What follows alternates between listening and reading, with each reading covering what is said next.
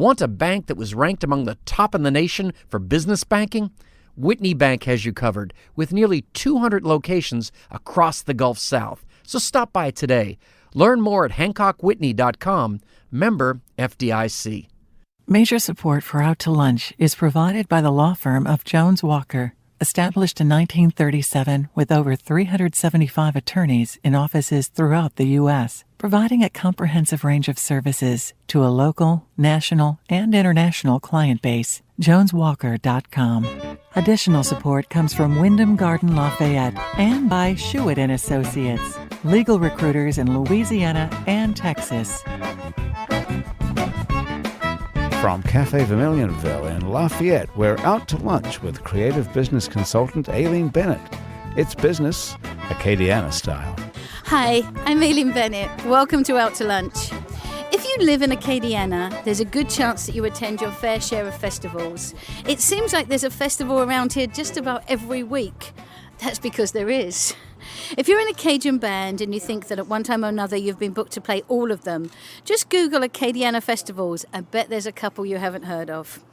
Today we're going to talk about 3 festivals, the granddaddy of them all and 2 of the newest.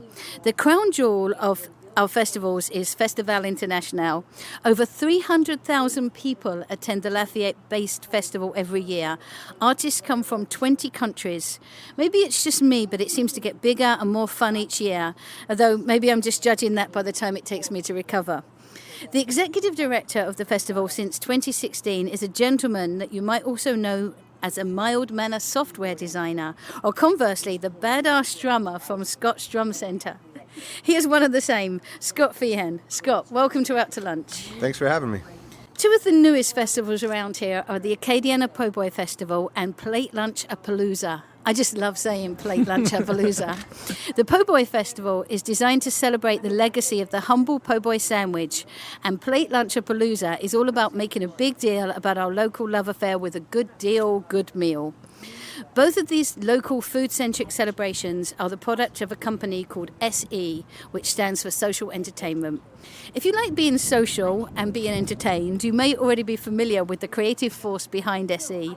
He's also the guy behind Dix Daiquiris, Tropical Smoothie, and the Jefferson Street Pub. He's Gus Rezende. Gus, welcome to Out to Lunch. Thank you so much for having me. Scott, Festival International has a $1.5 million budget. Its economic impact to Lafayette and the region is estimated to be around $50 million, but the festival recovers very little of this money because it's free. I imagine that there must be an ongoing conversation about the things that festival could do to recoup more of the money that it generates. You were on the festival board for a few years and now you're the executive director. As you've learned more about the festival over the years, how has your thinking on this subject changed, if indeed it has? What are your current thoughts or the thoughts of your board on creative and new ways for the festival to capitalise on this huge economy that you've created? Yeah, so my thoughts have changed. And I know growing up, I took the festival for granted. I mean, I thought it was magic that just fell out of the sky. I had no idea who organized it, who put it on, who paid for it. I just knew it happened. And I think at some point I started volunteering, and when I was able to peek behind the hood, I realized that there was just a lot of people that worked their tails off. There is no magic, only magicians. You're right. And it takes a lot of money too. So I got on the board, and slowly but surely I learned everything that goes into producing it, and it was an eye-opening experience when I realized, yeah, somehow we have to come up with $1.5 million every year to put the festival on. It really got my brain spinning. Over the years, as it grew, so did the budget. I mean, the first year it was a $150,000 budget. Well, fast forward to now, $1.5 million. So we had to engage with the community and really get the community to take ownership of it. If we do love it and appreciate it, it's up to all of us to support it and keep sustain it. Whatever that means. I mean, if that's in the form of volunteering, or if that's in the form of buying some beverages or some merch or corporate sponsor and everything in between, it's up to all of us as a community to support it and keep it rolling. Gus, When a new business is confronted with a crowded market, it will come to one of two very different conclusions. It will conclude that there's already too much competition and the last thing that anyone needs in Acadiana is another festival. Or the alternative is to say, wow, this market sure likes festivals, let's start 2 more. I guess that's the conclusion you reached before launching Plate Luncher Palooza and the Acadiana Poboy Festival. Were these decisions based on market research or were they more seat of the pants? Well, it was obviously an organic process. It had a lot to do with the downturn in the economy. We, as restaurateurs, having the entrepreneur spirit and realizing that a lot of our businesses were going through some challenges, like everybody was for the last couple of years. We already had a sector in our company that was already providing consulting services for events in some developments in town, as well as some nonprofits. And we just saw it became kind of a natural direction for us to try to utilize some of the resources we had in our restaurants, our staffing, our ability to be able to, our marketing engine, and also the relationships that we have cultivated with other restaurant owners and the passions they had. The Poboy Festival basically started with Colin Cormier and Robert Sandberg coming from Pops and saying, Gus, you know how to put on an event. We have this idea. Let's do it together. And it was an immediate success. It was, and we never expected. So for us, it was an organic process. It was also the fact that the economy was pushing us to be creative in how to help nonprofits that were going through the same challenges, how to help ourselves, how to help our staff stay busy when they were not making the tips they needed to make at work, so we could bring them to a festival, they can make some extra money. So it was just something organic, but at the same time, we already had the experience. The Poboy Festival and Festival International are both based in downtown Lafayette. Correct. Your newest festival, the Plate Luncher Palooza. Correct. I will never get bored with saying that name. Thanks that to Colin as well. Is in Sugar Mill Pond. Correct. Can you talk about, it seems like a genius decision, so what made you think of that instead of having it thanks downtown? for that compliment. Sugar Mill Pond is a beautiful development. They never really hosted anything like that, even though social entertainment is in charge of Sugar Jam and helps with some other events in Sugar Mill Pond. They never really had a festival with vendors and music throughout the day. So we're just giving it a try and seeing how it goes. But the residents seem very excited. We hope the weather holds up, and we hope the location. It's the good look. We will know after how the location plays out when it comes to this festival. I think it's given them a kind of a kudos that they didn't quite have before. It gives them that they are part of this bigger community, and a lot of people live out there, so it seems a really good decision. Absolutely. We didn't think that way, but now you're making my head turn, and that's awesome. That is a good thing. Awesome. And Scott, I hear that Festival International have just taken over an event downtown. Can you tell us about that?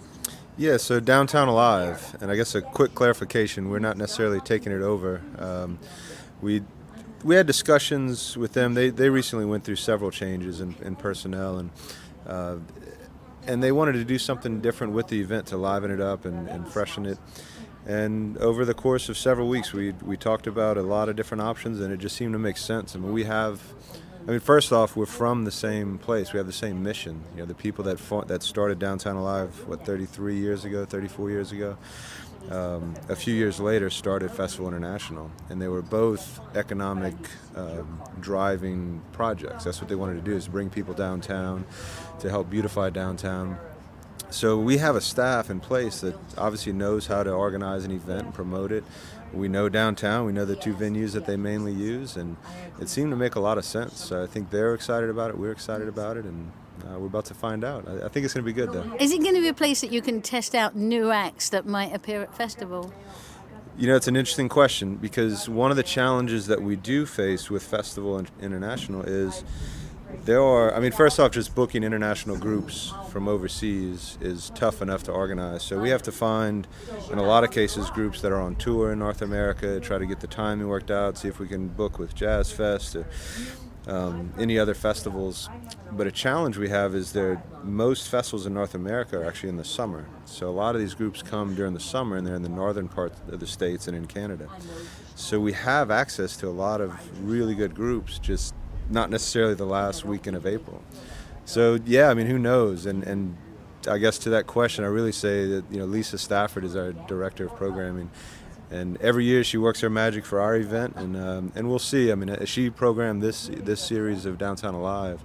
I don't think it was, we're not looking to try to change the programming to be an international Downtown Alive necessarily, but I think there's probably some room to kind of, inject some fresh ideas, maybe some new acts. Yeah, we'll see.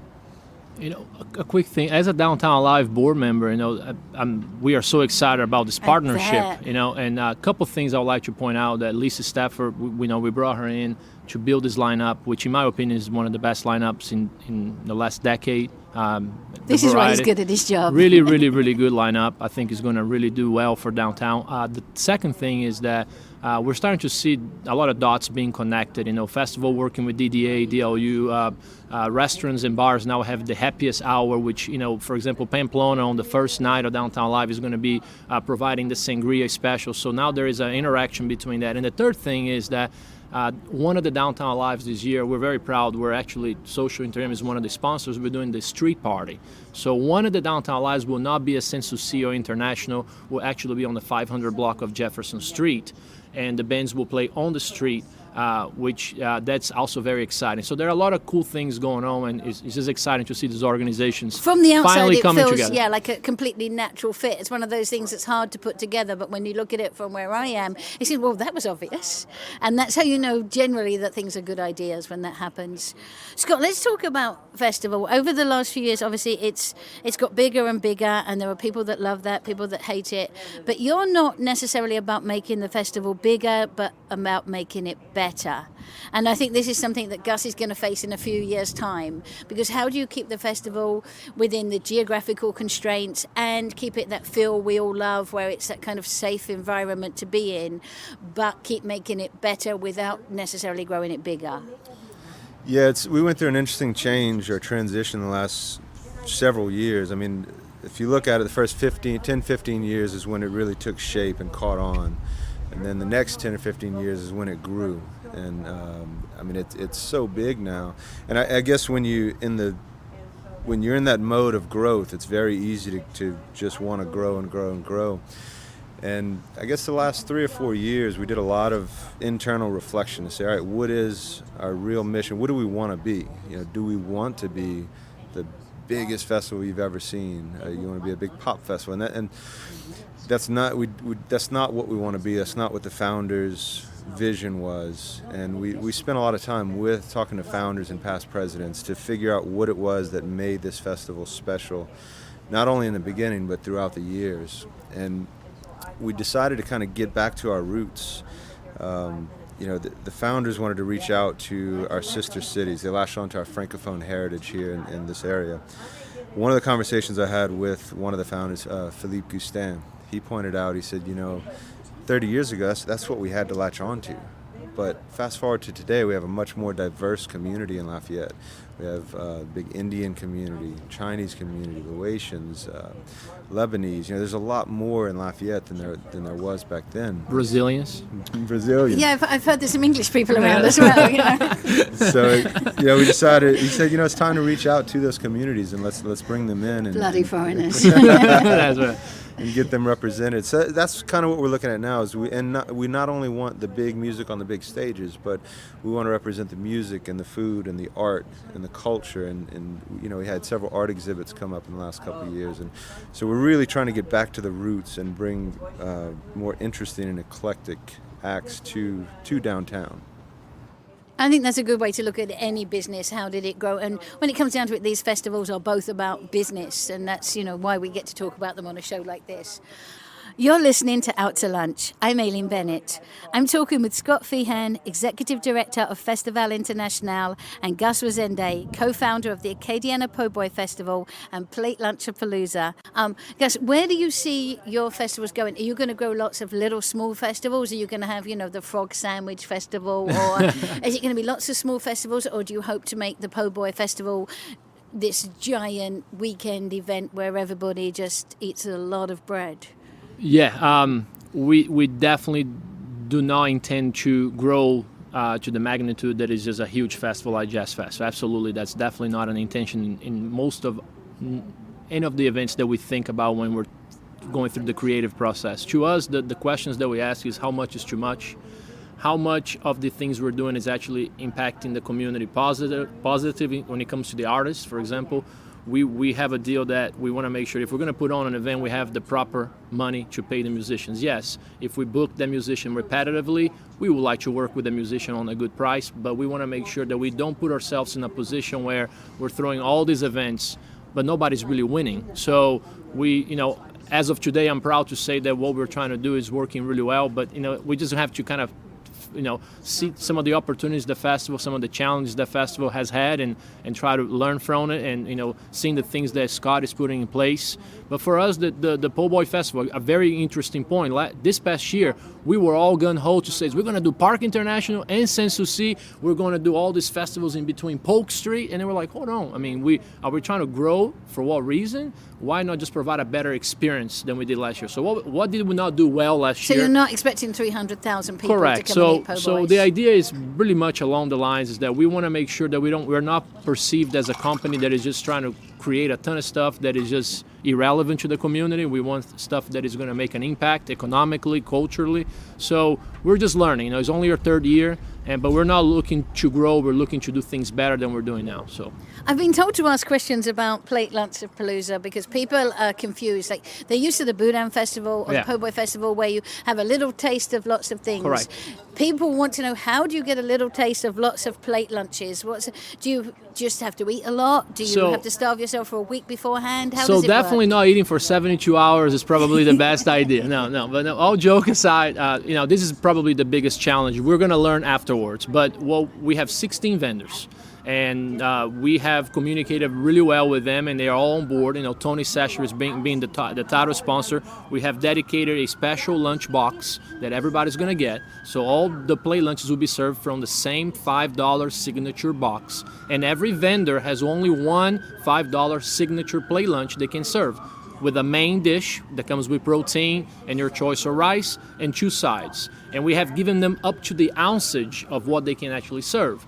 So what we are hoping to come out of this is that everybody buying the $5 plate, we're hope that they can hopefully enjoy anywhere from 2 to 3 plates, because the size of the portion obviously will not be anything close to a regular plate lunch. So the vendor makes good money, hopefully, out of the Scott and I are just enjoying all this detail and all this business thinking behind it. And hopefully we get the visitor to have a good experience. Like I said, the festival is free, but hopefully every party involved benefits from. So the goal is 2 to 3 portions per visitor, so 2 to 3 restaurants out of the 16.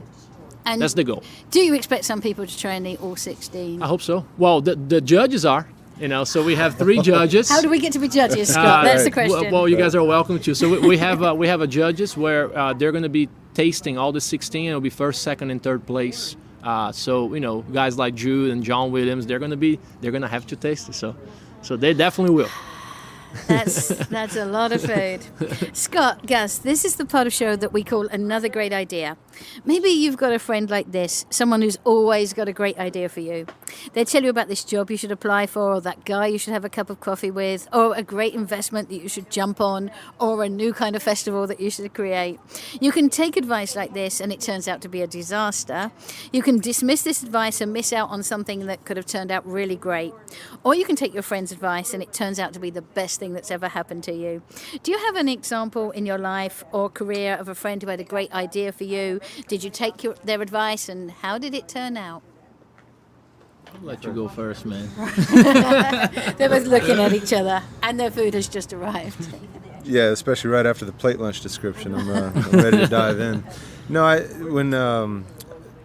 remember growing up. At some point, I asked one of my uncles, who was fairly successful. I said, what is your key to success? And the first thing out of his mouth was, he said, I pride myself on just having the ability to make a decision. And he said, so many people in life have a hard time making decisions, especially big ones, because you get kind of tied up in the minutia of looking for that perfect decision. And oftentimes, more often than not, there's not a perfect decision. So he said, the decision-making process alone is something that I continue to try to get better at, and it's really serving me well. And I think I was 16 at the time that he said that, and it was one of those things I didn't think about for another 5 years because I already knew everything at 20 years old. Yes. And then at 22, when I realized I didn't know anything, that's when I think it really started to come to fruition, and I tried to hone in on that. So when you were offered to be director of Festival International, was that an easy decision? No, in fact, when we were discussing who we were going to, because I was on the board, and we were trying to think of who we were going to hire, what the answer was, what were we going to do. Were you secretly like, me?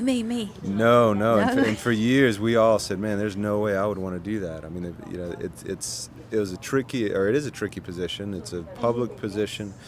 About halfway through one of the conversations we had, when people were kind of describing what we were looking for, I got real quiet, and I didn't say anything the rest of the meeting, and I went home and I took a few nights to kind of sleep on it.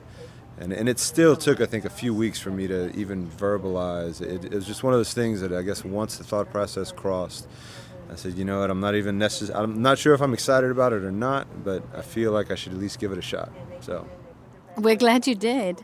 Gus, a great idea that you've... Well, I'm hoping that the idea turns out to be a great idea because it's currently in process. It was pretty much our commitment to downtown over the last 7 years. You know, it was having businesses outside the downtown district before that, and learning from past employers and past mentors, things they did well. You know, I never really had anyone telling me go downtown because there's an opportunity there. We kind of just organically, once again, just kind of ended up being there, and then so what I'm not only I have a call to action to any entrepreneur or any investor to really take a deep look into downtown Lafayette and really give a very serious thought into putting your resources into it, because there's so many good things happening, especially behind the scenes right now, despite some of the challenges we have. But when I decided to make that move myself, I'm currently working really hard to make sure that turns out to be a good decision. So that's pretty much one of my biggest professional challenges so far, and I look forward to work with guys like Scott to keep pushing it hard. So. Yeah, I mean, the hard work. And Scott, let's talk about your hard work, because not only are you director of Festival International, you own a drum store. You're a badass drummer, apparently. Right. And a developer. How do you do 3 full-time jobs and stay sane? Yeah, that's the last part's the key. I get it. I can't wait for my friends to hear that last comment about me being a badass drummer. It says it in my script, so it must be true. Right. Yeah, I think the reason I owned the drum shop was not necessarily because of my drumming skills, but I was always attracted to the business side of things, and I'm not sure. It happened kind of organically. I mean, I flunked out of college my first time through, and that's when I knew everything at 20, and I was going to start a drum shop and make $1 million.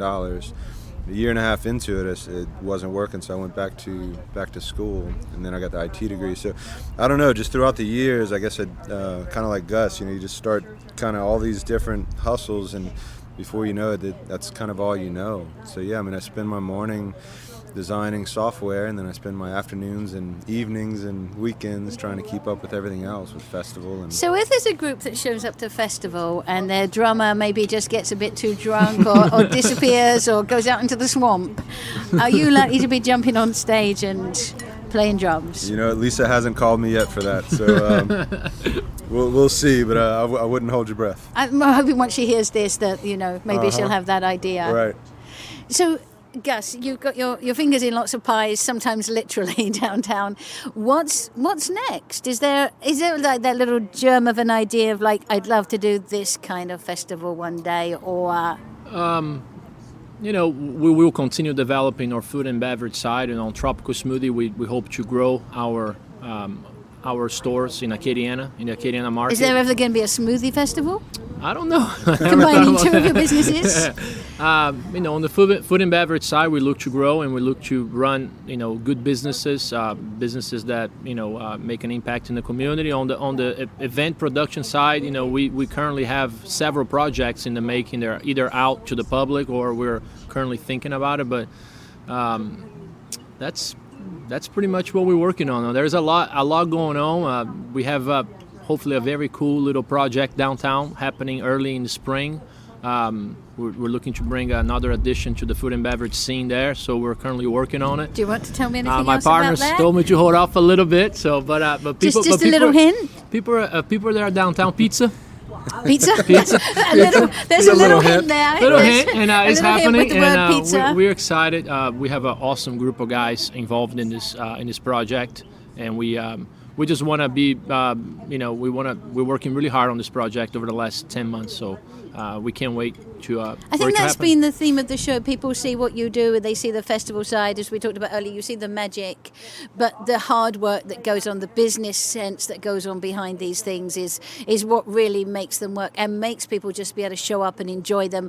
And as Scott said, when you first got there and you didn't think about all of that, it's thanks to you guys that people get to just go and relax and enjoy them and try and eat 5 different plate lunches in an afternoon. Well, I remember my first year. I volunteered, but then the next year, I told the guy, I said, I'm ready to pay my dues. So he said, all right, would you like to chair this area? And I said, okay. I just got suckered in. But that was the first year that I saw the real behind the scenes.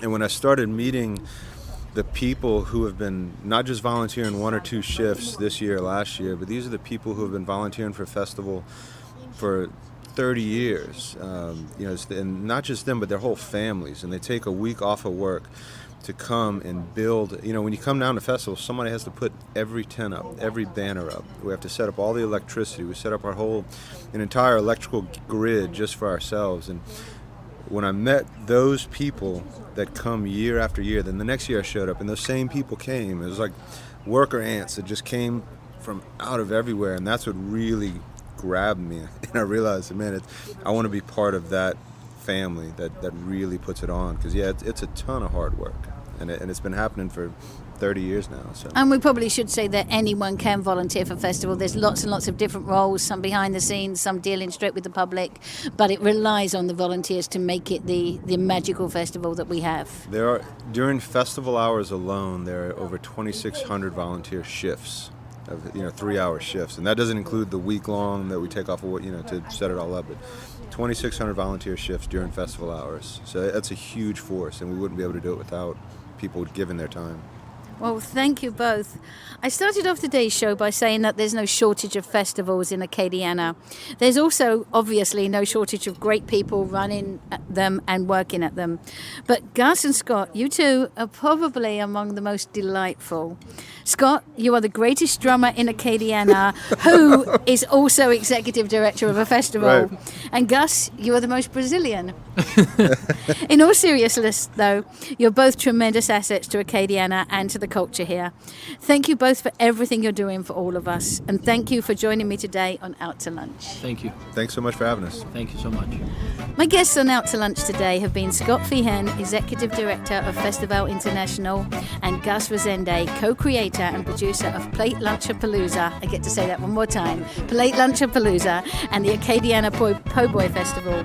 You can find out more about Scott's and Gus's festival by following the links on our website at krvs.org and itsacadiana.com.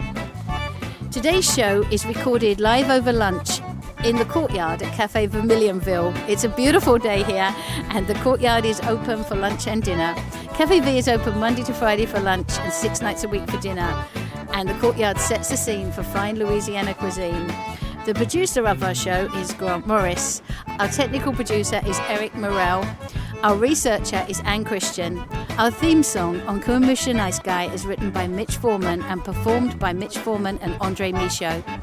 Our Acadiana business consultants are Pete Prados from Innovate Acadiana, Zach Barker from The Opportunity Machine, and Dr. Blake Escaday.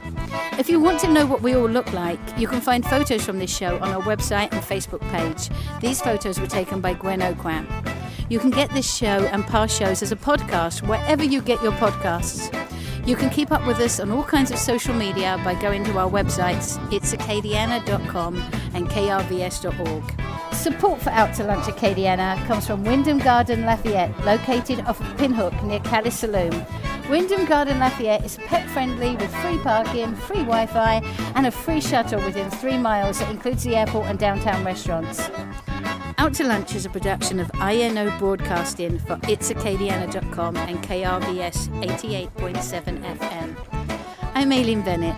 Thanks for joining me, and I look forward to meeting you again next week around the table here at Cafe Vermilionville for more business Acadiana style on Out to Lunch. Major support for Out to Lunch is provided by the law firm of Jones Walker, established in 1937 with over 375 attorneys in offices throughout the U.S., providing a comprehensive range of services to a local, national, and international client base. JonesWalker.com. Additional support comes from Wyndham Garden Lafayette and by Shewitt & Associates, legal recruiters in Louisiana and Texas. Want a bank that was ranked among the top in the nation for business banking? Whitney Bank has you covered with nearly 200 locations across the Gulf South. So stop by today. Learn more at HancockWhitney.com. Member FDIC.